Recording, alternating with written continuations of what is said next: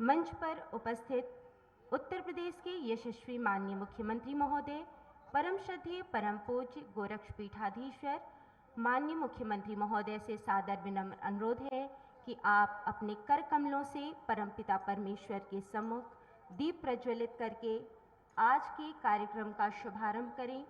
आज महंत दिग्विजयनाथ पार्क में विभिन्न प्रकार की परियोजनाओं के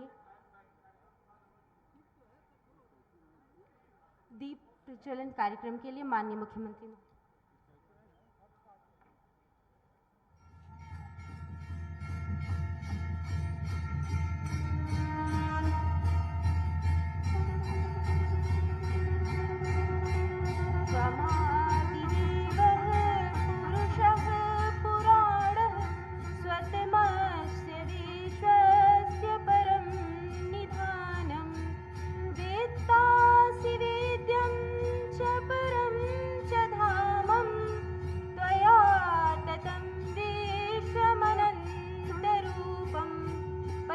परमेश्वर के चरणों में दीप प्रज्वलन का कार्यक्रम माननीय मुख्यमंत्री महोदय के कर कमलों से आज संपन्न होता हुआ विभिन्न प्रकार की परियोजनाओं के लोकार्पण एवं शिलान्यास कार्यक्रम में उत्तर प्रदेश के यशस्वी माननीय मुख्यमंत्री महोदय के कर कमलों से एवं समस्त सम्मानित माननीय विधायकगण एवं जनप्रतिनिधिगण के सानिध्य में परमपिता परमेश्वर के चरणों में यह दीप इस आशा के साथ प्रज्वलित होता हुआ कि आज का यह कार्यक्रम सकुशल संपन्न हो।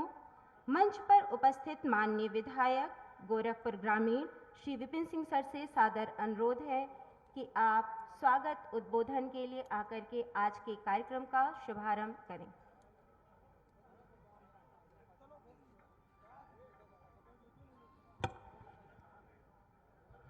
आज महंत दिग्विजयनाथ पार्क में विभिन्न योजनाओं के लोकार्पण के मुख्य अतिथि गोरक्षपीठाधीश्वर प्रदेश के यशस्वी मुख्यमंत्री पूज्य महाराज श्री मंच पर आसीन बांसगांव के माननीय सांसद आदरणीय कमलेश पासवान जी, गोरखपुर क्षेत्र के सम्मानित क्षेत्रीय अध्यक्ष बड़े भाई डॉक्टर धर्मेंद्र सिंह जी, हिंदू वाहिनी के प्रदेश महामंत्री बड़े भाई इंजीनियर पीके मल जी, गोरखपुर नगर निगम के महापौर परम आदरणीय सीताराम जायसवाल जी, सभी हमारे माननीय जनप्रतिनिधि, सारे सम्मानित विधायकगण, सामने बैठे हुए सभी सम्मानित बुजुर्गों, नौजवान साथियों, सभी सम्मानित अधिकारीगण, हमारे सभी मीडिया के साथियों, हम लोगों के लिए बहुत सौभाग्य की बात है। अभी कुछ दिनों पहले 16 तारीख को पूज्य महाराज जी ने गोरखपुर को एक बहुत बड़ी सौगात दी। साथियों, बाबा गोरक्षनाथ घाट का, प्रभु राम के नाम पर राम घाट का और राजघाट का पूज्य महाराज जी ने 16 तारीख को लोकार्पण किया। हम आप सभी के तरफ से गोरक्षपीठाधीश्वर पूज्य महाराज जी को बहुत बहुत बधाई देना चाहेंगे। साथियों, जो ये कार्यक्रम जहां हो रहा है, ब्रह्मलीन दिग्विजयनाथ जी महाराज जी के नाम से पार्क है। पूज्य महाराज जी ने जब प्रदेश की कमान संभाली, ये साथियों आपके बगल में रामगढ़ झील जो देख रहे हैं, हमको लगता है भारतवर्ष में ऐसी कोई झील नहीं है। यह आप लोगों को गर्व होना चाहिए। साथियों, आपके बगल में इसी वर्ष चिड़ियाघर की भी सौगात 2,59,00,000 रुपए की पूज्य महाराज जी आपको देने जा रहे हैं। साथियों, उसका भी लोकार्पण इसी साल होना है। साथियों, त्वरित विकास के अंतर्गत हमारे क्षेत्र में करीब 50 करोड़ रुपए का पूज्य महाराज जी ने कार्य दिया है, जिसका आज पूज्य महाराज जी द्वारा शिलान्यास होना है।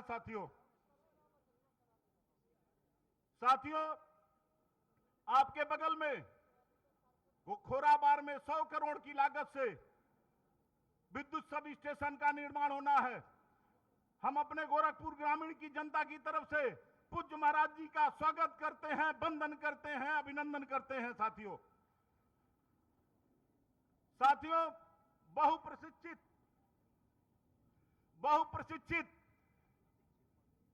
आपके वहां तरकुलानी पंपिंग स्टेशन जो 40 करोड़ 65 लाख रुपए का था, लेकिन बाद में वह 85 करोड़ रुपए उसका पूरा खर्च आ रहा है, वह भी कार्य पूरा हो रहा है। हम पूज्य महाराज जी को गोरखपुर महानगर की तरफ से, खोराबार की सभी सम्मानित जनता के तरफ से बहुत बहुत धन्यवाद देना चाहेंगे। साथियों, चूंकि समय कम है, पूज्य महाराज जी के श्री चरणों में नमन करते हुए आप सभी के प्रति धन्यवाद ज्ञापित करते हुए अपनी वाणी को विराम देता हूं। जय हिंद, जय भारत, जय पूज्य महाराज जी। इसी क्रम में नगर विधायक डॉक्टर राधा मोहन दास अग्रवाल जी से सादर अनुरोध है कि आप अपने संक्षिप्त अभिभाषण के द्वारा जनसमूह को संबोधित करें। आज के इस लोकार्पण और शिलान्यास कार्यक्रम के सम्मानित मुख्य अतिथि गोरक्ष पीठाधीश्वर, हम सब की श्रद्धा और प्रेरणा के केंद्र, उत्तर प्रदेश के देश में सर्वाधिक लोकप्रिय मुख्यमंत्री सम्माननीय योगी आदित्यनाथ जी, उपस्थित मंच और सामने इस कार्यक्रम को सफल बनाने के लिए उपस्थित भारतीय जनता पार्टी और हिंदू युवा वाहिनी के प्रिय कार्यकर्तागण, पदाधिकारीगण, उपस्थित नागरिक बंधुओं, कल एक कार्यक्रम में सुबह फर्टिलाइजर में हम लोगों को उपस्थित रहने का अवसर मिला। एक अंदरूनी बैठक थी, बातें उनकी बाहर नहीं आनी चाहिए। माननीय केमिकल और फर्टिलाइजर मिनिस्टर सदानंद गौड़ा, जो कर्नाटक के मुख्यमंत्री भी थे, उन्होंने यहीं से बात शुरू किया। 6.5 साल पहले मैं रेल मंत्री के रूप में इस गोरखपुर में आया था और 6.5 साल बाद आज पुनः इस गोरखपुर में आया हूं। मैं स्वयं एक प्रांत का मुख्यमंत्री रह चुका हूं। योगी जी, आपने इतने कम समय में 4 साल के अंदर इस गोरखपुर का यह अभूतपूर्व कायाकल्प कैसे कर दिया, इस कला को हम लोगों को भी बताइए। मैं चकित था। कर्नाटक एक बड़ा प्रांत है, उसका मुख्यमंत्री जो देश के वरिष्ठतम पदों पर रह चुका है, अगर वह एक बार आकर के गोरखपुर के विकास को देखकर चकाचौंध का ग्रस्त हो सकता है, तो हम सब जो यहाँ के रहने वाले हैं, हम सब का जिनका यह कार्य क्षेत्र है, हम तो खुद इसका रोज बरोज एहसास कर रहे हैं और रोज अपने बदलते हुए इस गोरखपुर को देख रहे हैं। मैं उन बातों पर नहीं जाऊंगा। आज मैं एक दूसरी चर्चा आपसे करूंगा। अभी योगी जी उत्तर प्रदेश का बजट विधानसभा में प्रस्तुत कर रहे थे। पिछले महीने टाइम्स ऑफ इंडिया में एक आलेख छपा जिसका उल्लेख आपने विधानसभा में किया। जब मैं पहली बार विधायक 2002 में योगी आदित्यनाथ की कृपा से बना था, तो यह सच है कि देश में 4 बीमारू प्रदेश माने जाते थे: बिहार, मध्य प्रदेश, राजस्थान और उत्तर प्रदेश। विकास की दृष्टि से हम सब बहुत पिछड़े थे। स्वास्थ्य सेवाओं में और इंफ्रास्ट्रक्चर अवस्थापना सुविधाओं में हम सब बहुत पिछड़े थे। हमारी प्रति व्यक्ति आय बहुत पिछड़ी थी और हमारे प्रदेश का औद्योगिकरण बहुत पिछड़ा था। मैं अक्सर विधानसभा में इस बात को कहता था, अंग्रेजों का शासन था, उत्तर प्रदेश के लोगों ने अंग्रेजों के साथ लड़ाई लड़ी थी। अंग्रेजों ने सुनियोजित तरीके से हमें पिछड़ा रहने के लिए मजबूर किया। 65 साल की आज़ादी के बाद भारतीय अंग्रेजों की जो सरकारें आई, आखिर उन्होंने हमारा विकास क्यों नहीं किया। 22 के चुनाव के बाद जब हम पुनः योगी आदित्यनाथ के नेतृत्व में सरकार में आएंगे तो महाराष्ट्र को भी हम बहुत पीछे छोड़ करके जो लक्ष्य लेकर हम चल रहे हैं 1 ट्रिलियन इकोनॉमी का, उस लक्ष्य को हम लोग प्राप्त करने वाले हैं। योगी जी 2002 में इस उत्तर प्रदेश की प्रति व्यक्ति आय 25,000 रुपया होती थी। आपने इस बात का जिक्र किया था और आज हम गर्व के साथ कह सकते हैं कि आपके नेतृत्व में आज उत्तर प्रदेश की प्रति व्यक्ति की आय 25,000 रुपए से बढ़ करके 95,000 रुपए तक पहुंच चुकी है।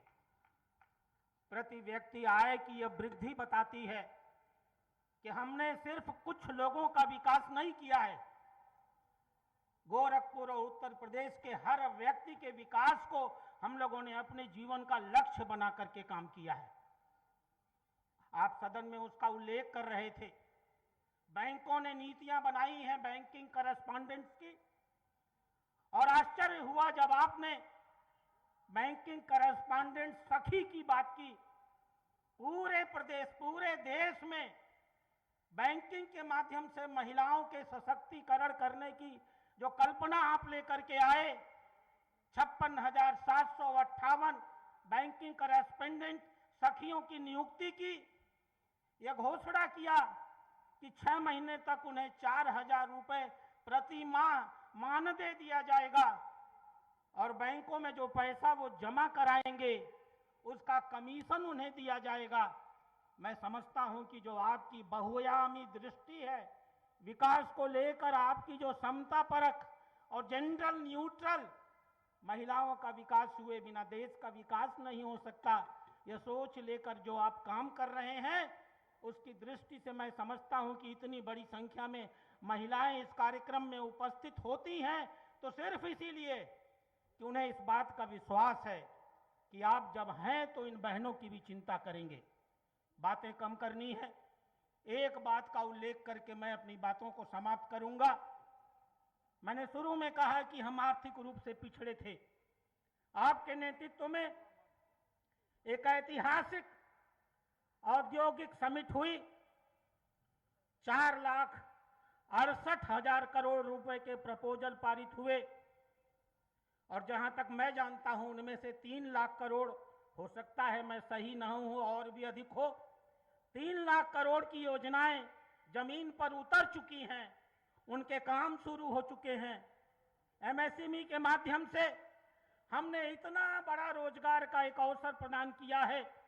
नौकरियां हमने 4 लाख दी होंगी या कुछ ज्यादा दी होंगी, लेकिन हम गर्व के साथ कह सकते हैं एमएसएमई के माध्यम से हमने अपने नागरिकों को रोजगार पाने वाला नहीं, रोजगार देने वाला बनाया है और पिछले 4 सालों में कुल 35 लाख रोजगार के अवसर हमारी सरकार ने पैदा किए हैं।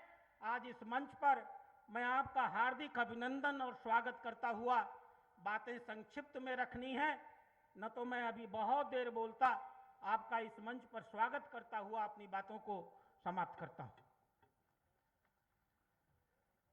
स्वागत उद्बोधन के क्रम में माननीय सांसद बांसगांव क्षेत्र श्री कमलेश पासवान जी से सादर अनुरोध है कि आप अपने अभिभाषण से। गोरखपुर क्षेत्र के बांसगांव गोरखपुर में विभिन्न कार्यों के शिलान्यास और उद्घाटन की इस अवसर पर हम सब लोगों के श्रद्धा के केंद्र उत्तर प्रदेश सरकार के मुख्यमंत्री परम आदरणीय महाराज जी, मंच पर बैठे हमारे सभी सम्मानित जनप्रतिनिधिगण, अधिकारीगण और इस प्रांगण में उपस्थित सभी सम्मानित जनतागण, मैं आप सब लोगों का अपने तरफ से इस कार्यक्रम में स्वागत वंदन अभिनंदन करता हूं। साथियों, इस सौभाग्य का विषय है, मैं भी माननीय मुख्यमंत्री जी को धन्यवाद दे रहा था कि इन्वेस्टर समिट जब हुआ था तो उसमें हमारे गोरखपुर के उद्योगपतियों ने हमारे लोकसभा क्षेत्र रुद्रपुर विधानसभा में यहां के कुछ उद्योगपति इथेनॉल प्लांट करीब 200 करोड़ की लागत से वहां पर स्थापित किया। अभी पिछले हफ्ते हम लोगों ने वहां पर साइट विजिट किया। मैं आदरणीय मुख्यमंत्री जी, इस कार्य के लिए आपके प्रति आभार प्रकट करता हूं। निश्चित तौर पर रुद्रपुर विधानसभा में जहां पर ये प्लांट लग रहा, वहां के लोगों का उत्थान तो होगा ही। वहां पर जो पलायन करते थे लोग, नौकरी के तलाश में दूसरे प्रदेशों में जाते थे, निश्चित तौर पर वहां पर पलायन रुकेगा और लोगों को वहीं स्वतः रोजगार मिलने का काम करेगा। आज के दिन बांसगांव में विधानसभा में करीब 13 करोड़ की लागत से आज उद्घाटन और शिलान्यास हो रहा है। इसके प्रति भी मैं आपके प्रति आभार प्रकट करता हूं माननीय मुख्यमंत्री जी। माननीय मुख्यमंत्री जी, मुझे अपार खुशी है कि इससे पहले जो मुख्यमंत्री जब दूसरे पश्चिम से होते थे तो हम लोग ये अपनी निगाहें टिकटिकी लगा के ये करते थे, उम्मीद करते थे कि हम लोगों का नंबर कब आएगा। साथियों, गोरखपुर इतनी बड़ी आबादी का शहर होने के बाद भी न तो कोई उद्योग था, न तो प्रॉपर बिजली आती थी। बड़ी कंपनियां यहां पर हम लोगों के कॉमर्शियल प्लाट भी लेने के लिए कतराते थे, क्योंकि वो कहते थे कि हमारा गोरखपुर सी कैटेगरी में आता है। यहां पर न अमेजॉन, न बिग बाजार, चप एंड टलून, आज हम जिन कंपनियों की बात कर रहे हैं साथियों, आज शहर में ऐसा कोई कंपनी नहीं है आदरणीय मुख्यमंत्री जी के नेतृत्व में जो लोग आके इन्वेस्ट नहीं करना चाहते हैं। साथियों, मैं आदरणीय मुख्यमंत्री जी का स्वागत करना चाहता हूं कि असुरन से लेकर जो गुलरिया तक 4 लेन में तब्दील करने का कार्य किया आदरणीय मुख्यमंत्री जी, उस कार्य से उस सड़क की रौनक ही नहीं बढ़ गई, लोगों की आमदनी बढ़ गई। जहां पर 3 साल पहले 25 से 30 रुपए स्क्वायर फीट चलता था महाराज जी किराए पर, वहां पर करीब 50 से 60 रुपए लोग किराए पर ले रहे हैं। निश्चित तौर पर हमारा गोरखपुर एक प्रगति की ओर है।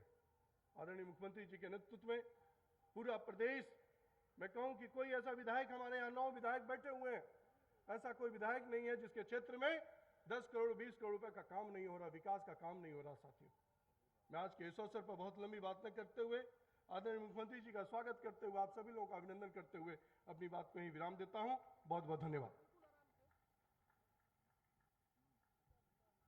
Thank you sir.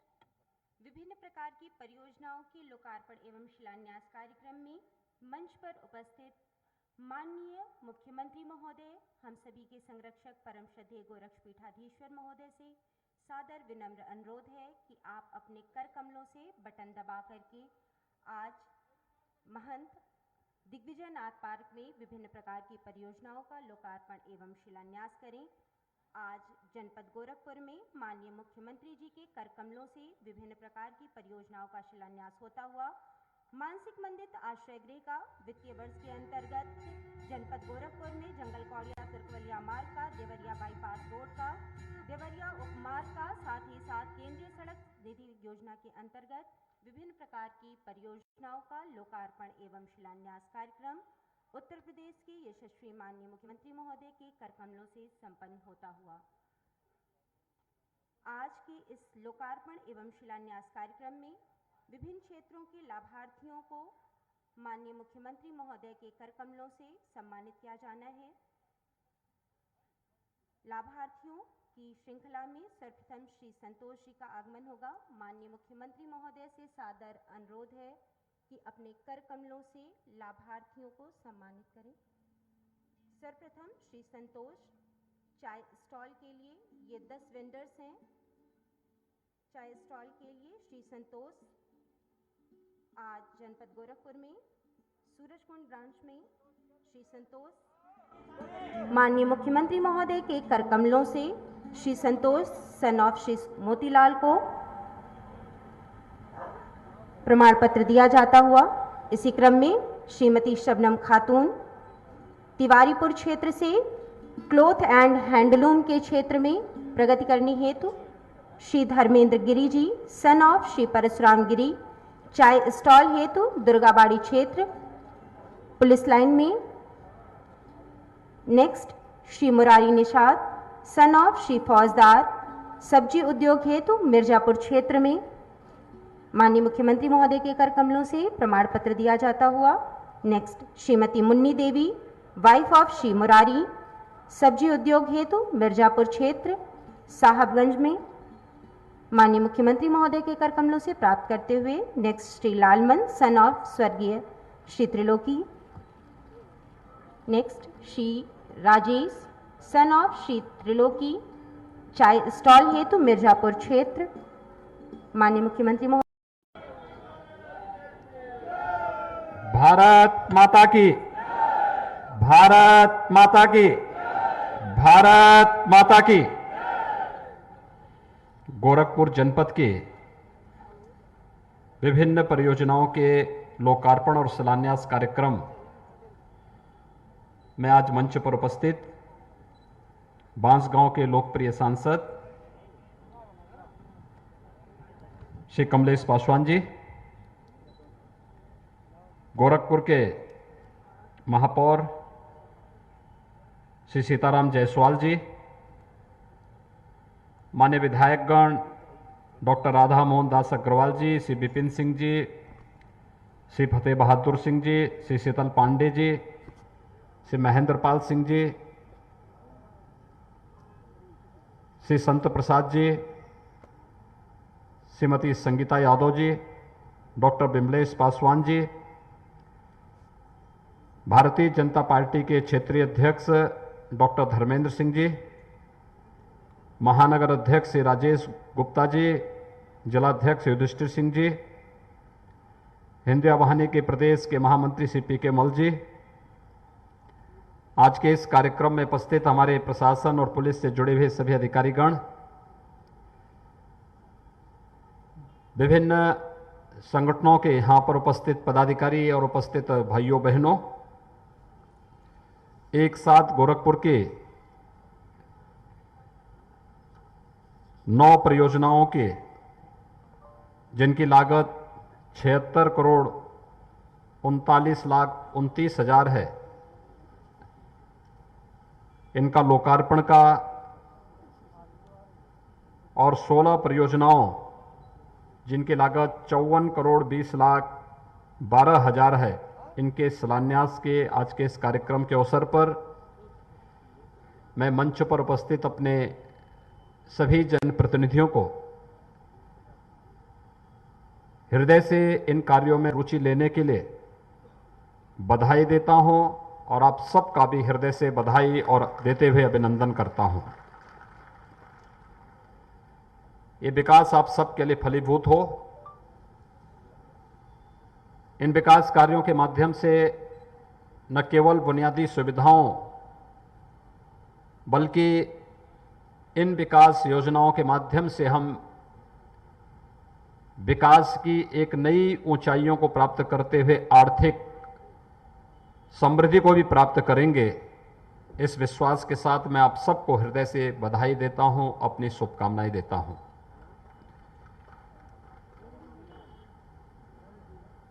पिछले महीने केंद्र सरकार का बजट आया और उसके उपरांत 22 फरवरी को उत्तर प्रदेश सरकार ने भी अपना बजट प्रस्तुत किया।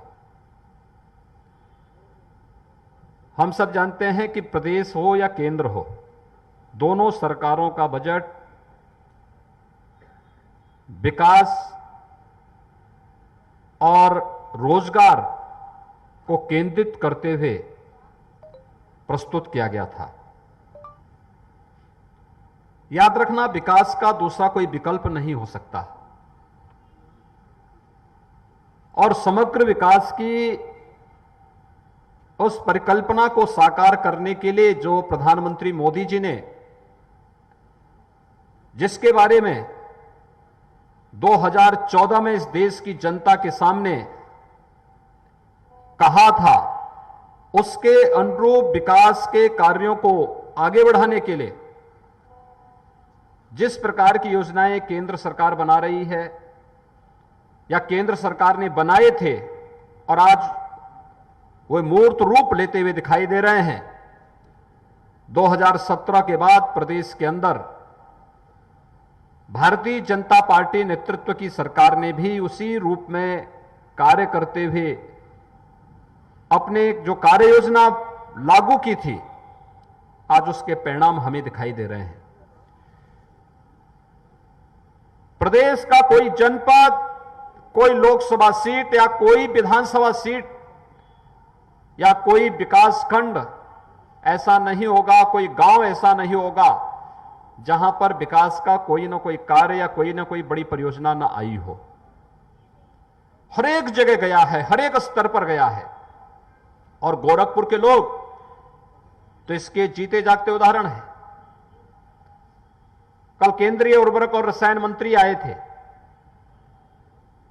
गोरखपुर में 1990 में जो फर्टिलाइजर कारखाना बंद हो गया था, एक खाद का कारखाना इस साल जुलाई तक बनकर के तैयार हो जाएगा, और जुलाई तक बनने के साथ ही खाद पूर्वी उत्तर प्रदेश के किसानों को सही और सस्ती खाद मिलेगी, क्वालिटी की खाद मिलेगी अपनी उत्तम खेती के लिए। साथ साथ यहां के युवाओं को नौकरी और ढेर सारा रोजगार भी उसके माध्यम से प्राप्त होने वाला है। यानी जो कार्य पिछली सरकारों ने जिसे हताशा और निराशा में बदल दिया था, उसे आशा और विकास की एक नई बुलंदियों तक पहुंचाने की जिस संकल्प के साथ मोदी जी ने 2014 में देश की जनता के सामने वायदे किए थे, आज वह मूर्त रूप लेता जा रहा है। गोरखपुर का फर्टिलाइजर कारखाना इसी वर्ष जुलाई के बाद जब चलता हुआ दिखाई देगा, वहां से धुआं उड़ता हुआ दिखाई देगा, तो एक नए भारत की एक नई तस्वीर गोरखपुर भी उसके साथ जोड़ता हुआ दिखाई देगा। आप में से ज्यादातर लोग मेरे साथ सड़कों पर इंसेफ्लाइटिस के खिलाफ आंदोलन के साक्षी रहे हैं। वह भी सरकारें थी जिनके एजेंडे में गांव नहीं था, गरीब नहीं था, उपचार की सुविधा नहीं थी। याद करिए, गोरखपुर में बिजली नहीं मिलती थी। 3 घंटे 4 घंटे बामुश्किल बिजली, और शहरी क्षेत्र में बिजली न हो तो कल्पना कर लीजिए, आपका ये मोबाइल फोन किसी लायक नहीं, फिर बैटरी चार्ज नहीं होगी, और यही स्थिति रहती थी। हर व्यक्ति परेशान रहता था। हम सड़कों पे आंदोलन करते थे। इस देश के अंदर 2014 के पहले किस प्रकार की सरकारें काम कर रही थी, सहज अनुमान लगाया जा सकता है कि 1977 से लेकर के 2017 तक इंसेफ्लाइटिस से पूर्वी उत्तर प्रदेश और प्रदेश के 38 जनपदों में मासूम बच्चे मरते थे। हर वर्ष 1200 से 1500 बच्चों की मौत केवल गोरखपुर और बस्ती कमिश्नरी के अंदर होती थी, और शेष अन्य जनपदों को लेंगे तो इतनी ही मौतें अन्य क्षेत्रों में भी होती थी। कोई पुरसाहल नहीं था, कोई पूछने वाला नहीं था। ये बच्चे 90% बच्चे अल्पसंख्यक और दलित वर्ग से आते थे। इनके नाम पर राजनीति करने वाले, इन्हें वोट बैंक बनाने वाले लोग तब भी मौन रहते थे। ऐसा नहीं कि उनको शासन में आने का अवसर न मिला हो, उनको अवसर मिला था। हम आभारी हैं प्रधानमंत्री मोदी जी के।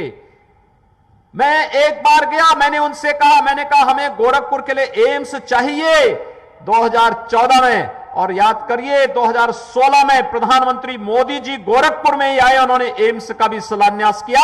आज गोरखपुर में एम्स पूरी मजबूती के साथ खड़ा होता हुआ दिखाई दे रहा है। इस वर्ष के अंत में हम लोग एम्स का भी लोकार्पण करने जा रहे हैं। एम्स यानी विश्व स्तरीय स्वास्थ्य की बेहतरीन सुविधा का एक केंद्र, वह गोरखपुर को प्राप्त हो रहा है। लेकिन एम्स के बनने में 2, 3, 4 साल लगेंगे, 5 साल लगेंगे, ये हर व्यक्ति जानता था।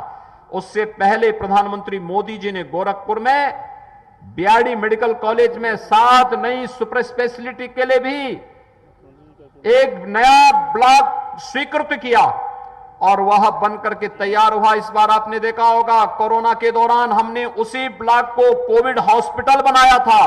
बीआरडी मेडिकल कॉलेज में सामान्य उपचार चलेगा, और डेडिकेटेड कोविड हॉस्पिटल के लिए सुपर स्पेशलिटी ब्लॉक को हम लोगों ने लिया, और उसमें हम लोगों ने कोविड हॉस्पिटल बना करके गोरखपुर और पूर्वी उत्तर प्रदेश के लोगों को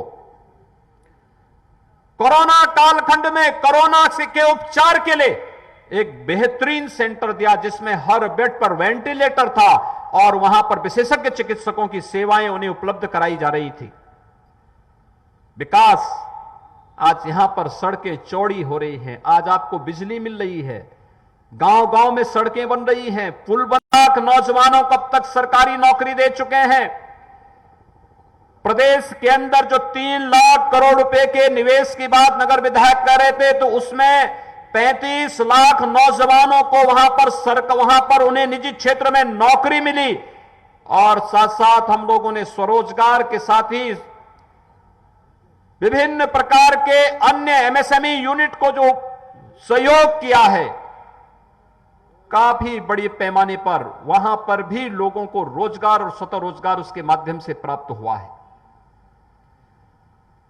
आज आप देख सकते हैं उत्तर प्रदेश के अंदर हर एक सेक्टर में, गोरखपुर में पहले एक वायु सेवा नहीं चल पाती थी, दिल्ली गोरखपुर के बीच में कभी आती थी कभी बंद हो जाती थी, और आज 8 जगह के लिए गोरखपुर से वायु सेवा है। अगर किसी को गोरखपुर से मुंबई जाना है, हवाई सेवा है, कोलकाता जाना है, हवाई सेवा है, दिल्ली जाना है, सुबह से लेकर शाम तक वायु सेवा है, बेंगलोर के लिए है, हैदराबाद के लिए है। लगातार हर एक जगह को जोड़ने का काम तो हुआ ही है, लेकिन साथ साथ सड़कों की चौड़ीकरण का कार्य, अगर नेपाल जाना है, अब 1.5 घंटे में आप नेपाल पहुंच सकते हैं। पहले तो शहर के अंदर ही 1.5 घंटा लग जाता था। आज आप जाइए, एयरपोर्ट से निकलिए या रेलवे स्टेशन से निकलिए, नेपाल जाना है, 4 लेन की सड़क आपको उपलब्ध होगी। आपको मेडिकल कॉलेज होते हुए महाराजगंज जाना है, 4 लेन की सड़क आपको उपलब्ध होगी। कुशीनगर में अंतर्राष्ट्रीय एयरपोर्ट का निर्माण लगभग पूरा हो चुका है। बहुत शीघ्र हम लोग वहां पे अंतर्राष्ट्रीय विमान सेवा फिर वहां पे प्रारंभ करने जा रहे हैं। कोई सोचता था गोरखपुर और कुशीनगर में हमारे यहां सिंगापुर से, जापान से, श्रीलंका से या अन्य जगह से विमान आएंगे? हमारे लिए कल्पना थी। भगवान राम ही कभी आए थे पुष्पक विमान से अयोध्या, लेकिन अब तो प्रत्येक नागरिक भी विमान से श्रीलंका भी जा सकता है और सिंगापुर भी जा सकता है। कहीं की भी यात्रा आप गोरखपुर में बैठ करके गोरखपुर से ही कर सकते हैं, कुशीनगर से कर सकते हैं। यह विकास की वह सोच है जिसने विकास के साथ साथ रोजगार का भी सृजन किया है। हर एक स्तर पर विकास हो रहा है। ये जो सड़कें, जिन योजनाओं का आज लोकार्पण हुआ है, ये भी लोक कल्याण के लिए है, विकास के लिए है, और जिनका शिलान्यास हुआ है ये भी उसी प्रक्रिया के साथ जुड़ती हुई दिखाई दे रही है। इसी महीने हम लोग गोरखपुर की जनता को चिड़ियाघर उपलब्ध करा रहे हैं। जू, शेर आ चुके हैं यहां, आप देखना कितना अच्छा जू बना है। प्रदेश का अब तक का बेहतरीन जू है। यह मनोरंजन के साथ साथ ज्ञानवर्धन का भी एक माध्यम बनेगा। और इस पूरे क्षेत्र में आप देखते होंगे क्या स्थितियां थी। आज से कल्पना करिए 20 साल पहले क्या था। यहां पे गोरखपुर के हर प्रकार के अपराध का केंद्र बिंदु हुआ करता था ये पूरा क्षेत्र। शहर की पूरी गंदगी गिरती थी रामगढ़ ताल में, और आज रामगढ़ ताल पर्यटन के एक नए केंद्र बिंदु के रूप में भर रहा है। गोरखपुर में सार्वजनिक कार्यों को करने के लिए हमें जगह तलाशनी पड़ती थी। आज तो ये पार्क महंत दिग्विजय नाथ जी के नाम पर यह पार्क भी गोरखपुर की जनता को प्राप्त हो गया है, और बगल में चंपा देवी पार्क भी उसके लिए तैयार हो रहा है।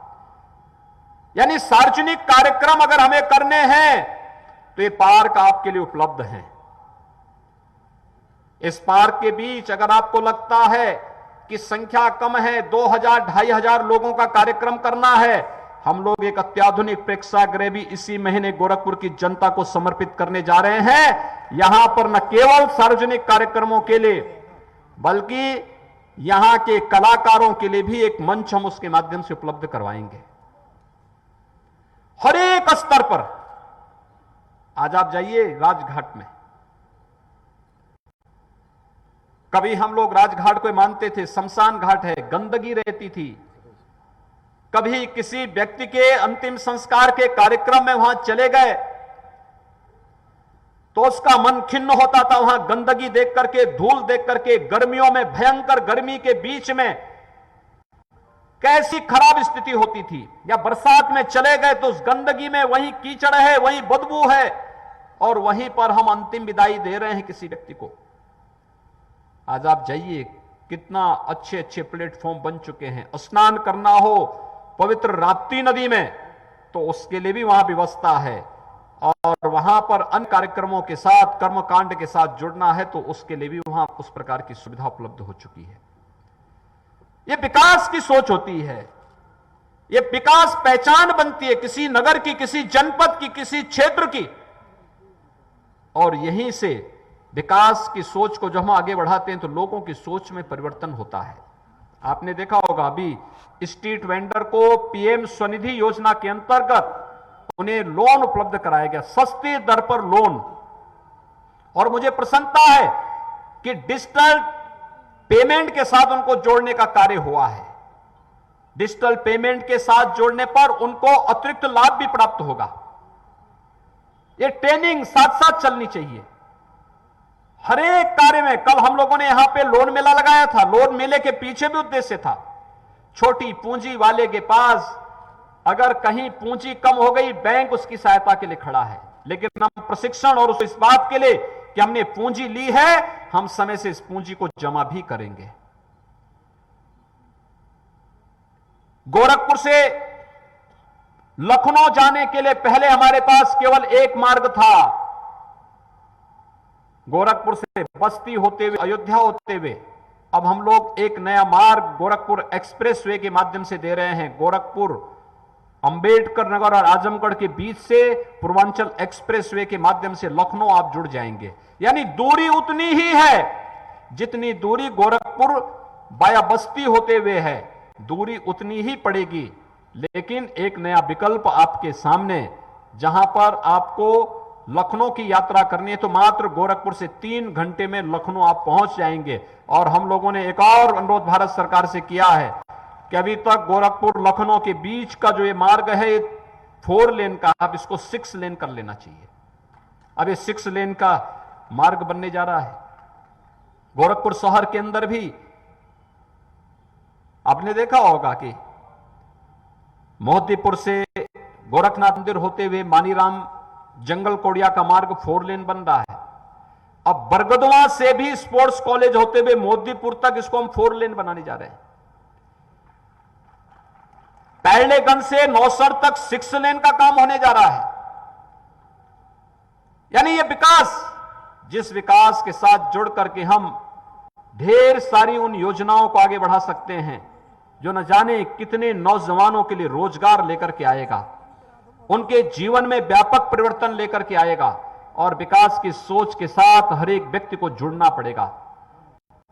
भाइयों, मैं आज आप सबसे यही अपील करने के लिए आया हूं, हमें विकास के मार्ग में कोई बाधा नहीं आने देनी चाहिए।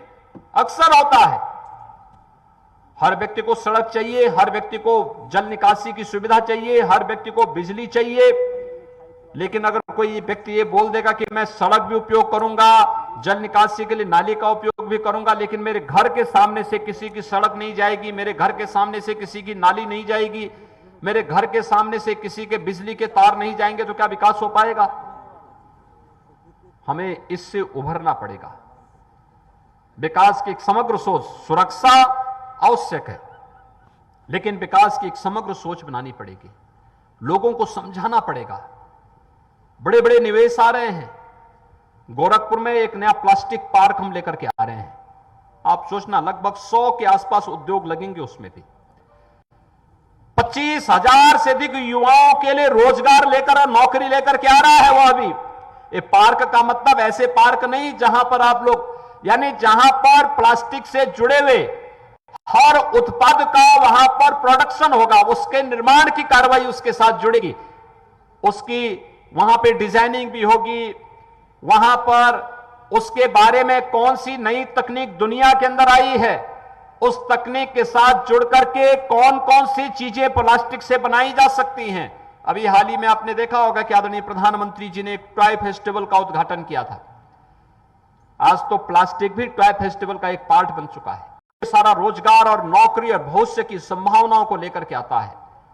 हमें इस बात को मजबूती से अपने मन में पेट कर देनी पड़ेगी कि विकास का दूसरा कोई विकल्प नहीं, और विकास के कार्य में हमारा सकारात्मक सोच, सकारात्मक दृष्टिकोण होना चाहिए। सकारात्मक दृष्टिकोण के माध्यम से हम विकास को एक नई ऊंचाइयों तक पहुंचा सकते हैं। पर्यटन के क्षेत्र में भी ढेर सारी संभावनाएं हैं। गोरखपुर में तो यहां पर बाबा गोरखनाथ के धाम पर लोग आते हैं, लाखों की संख्या में देश और दुनिया का श्रद्धालु आता है, अपनी श्रद्धा व्यक्त करता है। योग का जिज्ञासु भी आता है। सनातन हिंदू धर्म के प्रकाशन का प्रमुख केंद्र गीता प्रेस में साहित्य के क्षेत्र में धार्मिक साहित्य को खरीदने के लिए भी आता है। गोरखपुर और आसपास के क्षेत्र में बहुत सारे ऐसे महत्वपूर्ण स्थल हैं जो देश की स्वाधीनता आंदोलन में जो अपने आप में एक तीर्थ बन गए। बहुत सारे शक्ति केंद्र भी बने हुए हैं, लेकिन इन शक्ति के केंद्रों के साथ ही हम लोगों को इस बारे में भी देखना होगा कि गोरखपुर अंतर्राष्ट्रीय बौद्ध टूरिज्म का भी एक महत्वपूर्ण केंद्र बिंदु है, और बिहार और नॉर्थ ईस्ट से या नेपाल से जोड़ने के लिए, अयोध्या आने के लिए अगर कोई भी तीर्थ यात्री आता है, कोई भी पर्यटक आता है, तो गोरखपुर उसका केंद्र बिंदु है। गोरखपुर से आप बौद्ध तीर्थ स्थलों की भी यात्रा कर सकते हैं। कुशीनगर है, कपिलवस्तु है, श्रावस्ती है, वहां भी जा सकते हैं, और गोरखपुर से मगहर भी जा सकते हैं, अयोध्या भी जा सकते हैं, और काशी भी दर्शन करने के लिए जा सकते हैं। ये सभी क्षेत्र एक दूसरे से जुड़े हुए हैं। गोरखपुर उसका केंद्र बिंदु है। तेजी के साथ इसमें लोगों ने एक नई सोच के साथ कार्य करना प्रारंभ किया है। हम लोगों को सोच को विकसित करना होगा, उसके लिए तैयार होना पड़ेगा। इसके लिए हमें अपने यूथ को भी जागरूक करना पड़ेगा। बहुत सारा यूथ इसमें गाइड का काम कर सकता है, ट्रेंड गाइड। वो हिंदी में भी अंग्रेजी में भी थोड़ा उसको स्पीकिंग की आदत डालनी पड़ेगी, बोलने की उसकी आदत डालनी पड़ेगी। आप देखना ढेर सारा रोजगार उससे सृजित होगा। लोगों को सही जानकारी, हमें इतिहास के बारे में, वर्तमान के बारे में, भविष्य के बारे में, कि भविष्य की योजनाएं क्या हो सकती हैं, कैसे विकास की नई ऊंचाइयों को आगे बढ़ा सकते हैं, इनके बारे में ट्रेनिंग के कार्यक्रम होंगे। फर्टिलाइजर यहां लग रहा है, फर्टिलाइजर के कैंपस में हम स्किल डेवलपमेंट का भी एक सेंटर बनाने जा रहे हैं। गोरखपुर का जो युवा फर्टिलाइजर में काम करने का इच्छुक होगा, यहीं पे उसका स्किल डेवलपमेंट होगा, और स्किल डेवलपमेंट के बाद उसके समायोजन की कार्रवाई न केवल फर्टिलाइजर में बल्कि और भी उद्योग, चीनी उद्योग यहां पर फिर से, जो चीनी उद्योग एक बार बंद हो चुका था, आज फिर से यहां पर एक नई जीवंतता के साथ वे चलते हुए दिखाई दे रहे हैं। पिपराइच की चीनी मिल हम लोग विगत वर्ष प्रारंभ कर चुके हैं। आज पिपराइच में 50,00,000 क्विंटल गन्ना प्रतिदिन पेरने की क्षमता पिपराइच चीनी मिल में है। वह एक नए भविष्य की ओर इशारा कर रहा है। गन्ना किसान के लिए, किसान भाइयों की आमदनी को दोगुना करने के प्रधानमंत्री मोदी जी के संकल्प के साथ जुड़ने के लिए उतावला दिखाई देता है। हम सब भी इसमें सहभागी बने। यह विकास की एक नई सोच को आगे बढ़ाने के लिए आज हम सब यहां पर उपस्थित हुए हैं।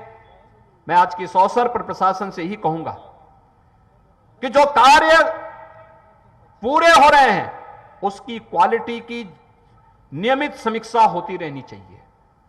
जनप्रतिनिधियों से भी यही आग्रह करूंगा कि विकास कार्यों की समीक्षा और भौतिक सत्यापन करते हुए मानक के अनुरूप वह कार्य समयबद्ध ढंग से हो रहा है कि नहीं हो रहा है, इसको हम जरूर जांचें, इसको हम अवश्य देखें। कार्यों में शिथिलता अनावश्यक रूप से नहीं होनी चाहिए और कोई लापरवाही भी स्वीकार्य नहीं होनी चाहिए। अगर कोई कार्यदायी संस्था या कहीं पर कोई कॉन्ट्रैक्टर या कोई भी अन्य व्यक्ति कार्य को समयबद्ध ढंग से आगे नहीं बढ़ा रहा तो उसको 3 बार कम से कम चेतावनी दे दीजिए, और नहीं करता है तो कार्रवाई करते हुए उस कार्य के मार्ग में बाधा नहीं आनी चाहिए, किसी पब्लिक के नागरिक, आम नागरिक को इसके कारण परेशान नहीं होना चाहिए, यह हम सुनिश्चित करवा लें। महिलाओं के कल्याण और उनकी सुरक्षा के लिए चलाई जाने वाली योजनाओं को हम समयबद्ध ढंग से आगे बढ़ाएं। 8 मार्च को अंतर्राष्ट्रीय महिला दिवस है।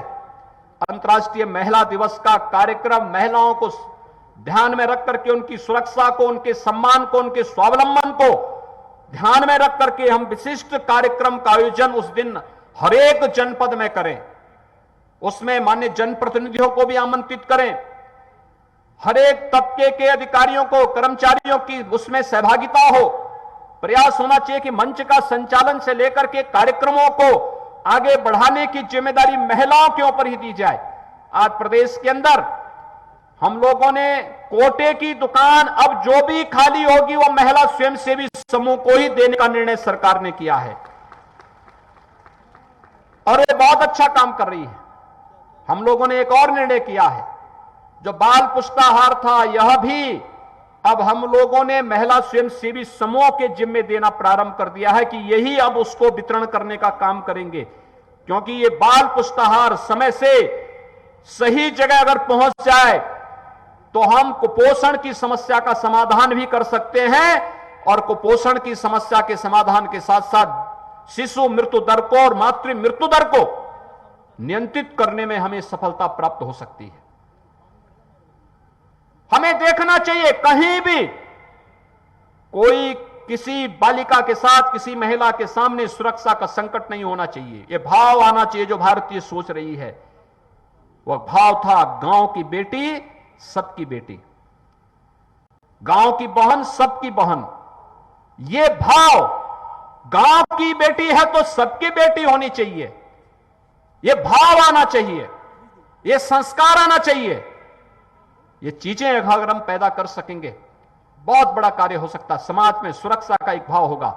मैं आपको इस बात के लिए आश्वस्त कर सकता हूं कि प्रदेश के अंदर संगठित अपराध पूरी तरह समाप्त हुआ है और कहीं भी कोई अपराधी और कोई माफिया सिर नहीं उठा सकता, किसी गरीब की, किसी व्यापारी की संपत्ति पे कब्जा नहीं कर सकता है।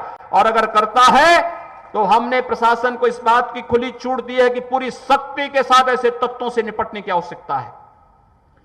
लेकिन जो अपराध अभी भी इस प्रकार का है, जो एक सोच, विकृत सोच पाश्चात्य संस्कृति के कारण पैदा हुआ है, इस विकृत सोच को भी सुधारने की जिम्मेदारी सरकार के साथ साथ समाज को भी लेनी पड़ेगी। और समाज का मैं आह्वान करूंगा, सरकार आपके साथ मिलकर के हर प्रकार से सहयोगी बनना चाहता है इस अभियान के साथ। हम लोगों ने एंटी रोमियो स्क्वाड का गठन इसी उद्देश्य से किया था। हम लोगों ने मिशन शक्ति के पहले चरण का कार्यक्रम इसी उद्देश्य से प्रारंभ किया था। हर थाने में महिला हेल्प डेस्क की स्थापना इसी उद्देश्य से की थी। हर तहसील में महिला हेल्प डेस्क की स्थापना इसी उद्देश्य से की है। और अभी 8 मार्च को भी विभिन्न प्रकार की कार्यक्रमों को, विभिन्न प्रकार की कार्य योजनाओं को हम आगे बढ़ाने जा रहे हैं। लेकिन हम भी इस व्यवस्था के साथ जुड़े, जागरूकता आवश्यक है, सुरक्षा का बोध हर एक स्तर पर आवश्यक है और सामान्य संस्कार और शिष्टाचार का पालन भी इसके लिए आवश्यक है। इसके साथ अगर हम सब जुड़ जाएंगे बहुत बड़ा कार्य हो सकता है। और अगर अभी आबादी के मन में सुरक्षा का बोध हो गया, जो संगठित अपराध को समाप्त करके किया गया, लेकिन अभी भी जो थोड़ी बहुत शिकायतें आती हैं, घटनाएं घटित होती हैं, अगर समाज जागरूक हो जाएगा तो फिर बोलना ही क्या है, तब तो फिर समाज में कहीं कोई किसी प्रकार की समस्या नहीं आने वाली है। और भाइयों बहनों, हमें इसके लिए तैयार होना होगा। हम उसके लिए अपने आप को तैयार कर सकेंगे इस विश्वास के साथ। आज के इस कार्यक्रम में जो विकास की विभिन्न प्रकार की योजनाएं यहां पर लोकार्पित और शिलान्यास की गई हैं, ये विकास की योजनाएं चाहे वह गोरखपुर नगर में या मानसिक मंदित आश्रय गृह और उनके प्रशिक्षण केंद्र की यहां पर आवास और 4 दीवारी से संबंधित रहा हो, या फिर विभिन्न प्रकार की सड़कों के निर्माण कार्य का जंगलकोड़िया विकास खंड के अंदर तुर्कवलिया से जसवल चौराहा, ये जो मार्ग है, इस मार्ग के लिए देवरिया बाईपास से मार्ग पर भगत चौराहा से गणपति मैरिज हॉल से सेंट जेवियर्स पब्लिक स्कूल से कजाकपुर तक इस सड़क के निर्माण का कार्य, गोरखपुर देवरिया मार्ग में भी सुधार का कार्य हुआ है। हम लोगों ने बजट में इस बार हर न्याय पंचायत स्तर पर अतिरिक्त गौ आश्रय स्थल बनाने के लिए भी पैसे की व्यवस्था की है और इसकी कार्य योजना अभी से न्याय पंचायत स्तर पर प्रारंभ हो और एनजीओ को उसके साथ जोड़ने की तैयारी करनी चाहिए। किसी न किसी स्वयंसेवी समूह को उसके साथ जोड़ना चाहिए।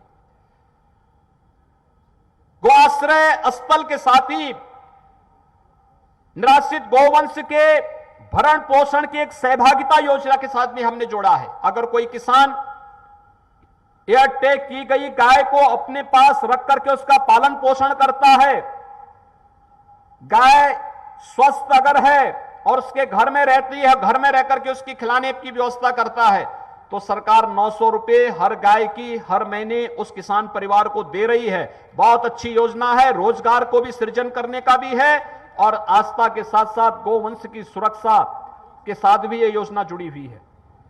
कुपोषित परिवारों को भी हम लोगों ने व्यवस्था की है कि निराश्रित गौ आश्रय स्थल से ऐसे परिवारों को एक एक दूध देने वाली गाय उपलब्ध करवाएं और इसमें भी लगभग 1200 से अधिक परिवारों को अब तक ये सुविधा हम लोगों ने प्रदेश के अंदर उपलब्ध कराई है और मैं चाहूंगा कि इस पे हम ध्यान दे देंगे तो बहुत सारे कुपोषित परिवार को बेहतरीन सुविधा उपलब्ध हो सकती है।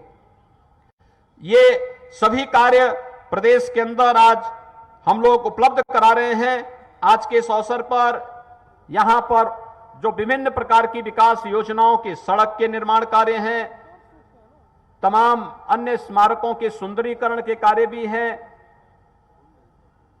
स्ट्रीट वेंडर के बारे में जो योजना बनाई है, जैसे गोरखपुर शहर के अंदर कुछ बनी है, हमारा प्रयास होना चाहिए कि उनका व्यवस्थित पुनर्वास करने के साथ ही सड़कों को अतिक्रमण से मुक्त करने के कार्यक्रम के साथ हमें उसे जोड़ना चाहिए। नगर पंचायतों में भी इसको ले जाना चाहिए। हमारे नगर आवागमन के लिए, सामान्य नागरिक के आवागमन में कोई बाधा न पहुंचे, इस दिशा से हमें उसको एक नई दिशा में, एक नई सोच के साथ आगे बढ़ाना चाहिए। अन्यथा शहरी जीवन अगर जाम से, वास्तव में प्रतिदिन अगर जाम होने लग जाए तो विकास को बाधित कर देगा, कोई फिर वहां नहीं जाएगा। हमें उससे हर हाल में उसे बचाना पड़ेगा और ये पीएम स्ट्रीट वेंडर इसमें बहुत बड़ी भूमिका का निर्वहन कर सकता है। आज के इस अवसर पर एक बार फिर से मैं यहां पर उपस्थित मंच के अपने सभी जनप्रतिनिधियों को विकास कार्यों में रुचि लेने के लिए हृदय से उन सब का अभिनंदन करता हूं। आप सभी को हृदय से बधाई देता हूं और विश्वास व्यक्त करता हूं कि हम कोविड-19 से जिस मजबूती के साथ लड़े हैं, कोरोना का वैक्सीन आ चुका है, आम नागरिकों को वैक्सीन लगना प्रारंभ हो गया है। 60 साल से ऊपर के लोगों को यह वैक्सीन अभी से लगना प्रारंभ हो चुका है। जो लोग विभिन्न प्रकार की बीमारियों से ग्रसित हैं, उनके लिए भी वैक्सीन उपलब्ध है। अपने अपनी बारी का इंतजार करिए। हमारे जनप्रतिनिधिगण, हमारे पदाधिकारीगण आपकी सेवा में सदैव तत्पर होकर के वैक्सीन की उपलब्धता और वैक्सीन समय पे सभी लोगों को लग सके, इसके लिए तत्पर होकर के कार्य करेंगे। मैं एक बार फिर से आज के इस अवसर पर आप सबको विकास की इन योजनाओं के प्रति हृदय से बधाई देता हूं, अपनी शुभकामनाएं देता हूं और विश्वास व्यक्त करता हूं कि विकास कार्यों में आप सबका यही रचनात्मक सहयोग सदैव प्राप्त होगा। आप सबके प्रति मेरी शुभकामनाएं। धन्यवाद। जय हिंद।